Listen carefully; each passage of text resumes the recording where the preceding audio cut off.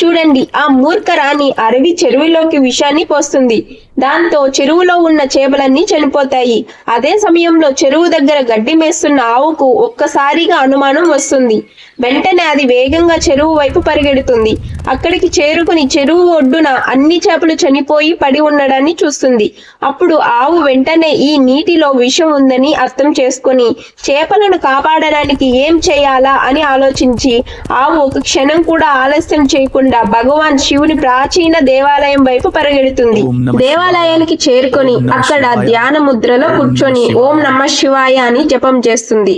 కొంతసేపటి తర్వాత ఆవు యొక్క నిజమైన ప్రార్థన విని ఆ భగవాన్ శివుడు ప్రత్యక్షం అవుతాడు.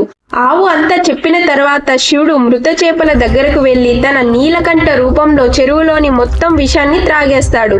వెంటనే అన్ని చేపలకు ప్రాణం వస్తుంది. మళ్ళీ అవి నీటిలో ఆనందంగా ఈదుతూ ఉంటాయి. అయితే కూడా ఎవరూ భగవాన్ శివుడికి లైక్ చేయలేదు.